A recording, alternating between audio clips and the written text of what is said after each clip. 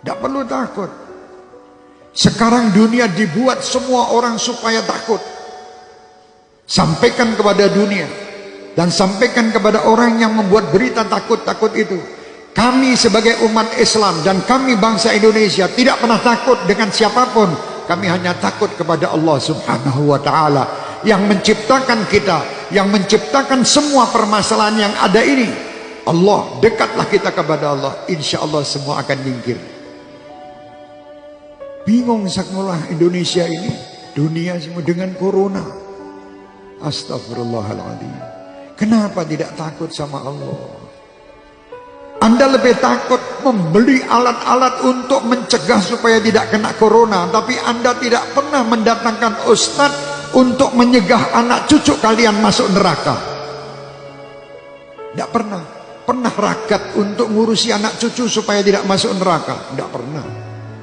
Tapi kalau berita corona, apapun dijual guna untuk membeli supaya selamat daripada corona. Mau mati sekarang, mati besok tetap mati. Sudah tidak bisa, kita mau lari dari kematian, tidak bisa. Supaya kita selamat, ayo dekat kepada Allah. Tidak ada mudarat. Siapa yang meninggal kena virus, pasti yang sudah ditetapkan Allah harus meninggal pada waktu yang ditetapkan. Didatangkan malaikat pencabut nyawa atas perintah Allah, lewat sakit kena virus. Tanpa kena virus itu pun yang meninggal tiap waktu tetap terjadi. Lalu apa yang harus kita lakukan? Apakah kita panik? Jangan. Panik tidak menyelesaikan masalah. Kita baca mengapa syariatnya Allah takdirkan ada ini. Oh, makan tidak terjaga, hidup yang kotor, dan berbagai hal yang kita bisa dapatkan informasinya.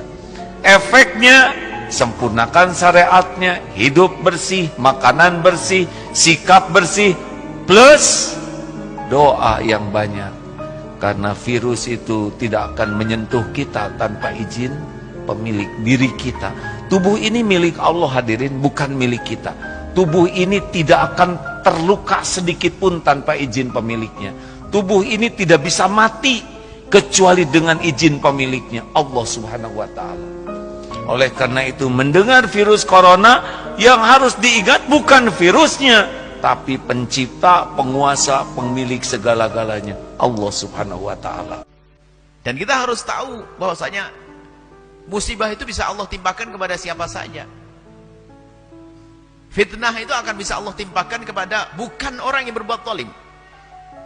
Yang la tusiban alladziina dzalamu minkum khassah, tidak akan menimpa kepada orang yang bermaksiat saja, tidak. Bisa saja yang ridho dengan orang bermaksiat akan ketimpa juga. Mungkin semacam itu. Jadi ada sebuah tempat dia melakukan kemaksiatan lalu Allah timpakan musibah, orang berimannya kena. Cuman buahnya orang beriman ini nanti tetap selamat di akhirat. Baik. Jadi semacam itu, musibah akan selalu ada. Hari ini ada ini, ada itu, kan selalu ada. Dan musibah dihadirkan oleh Allah bukan karena Allah tidak mampu untuk mengangkatnya, untuk mengangkat orang yang sadar kalau itu musibah dan bagaimana menyikapi musibah.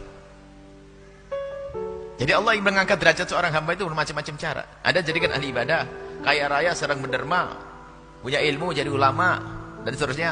Ada dikasih sakit, kasih bencana, macam-macam. Itu kan kisah dunia. Kalau pengen nggak ada ujian, nanti masuk surga, nggak ada ujian.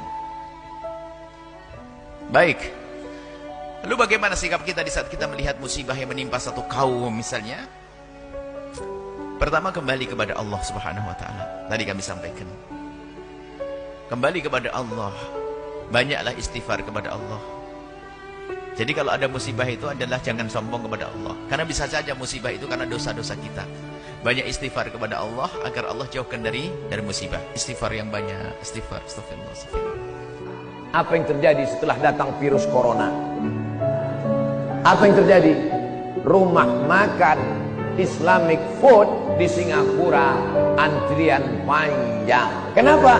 Karena saudara-saudara kita yang ada di Singapura, yang non muslim, yang tak Islam, lebih percaya kepada makanan orang Islam. Bicara makanan ini bukan bicara tentang masalah Islam saja.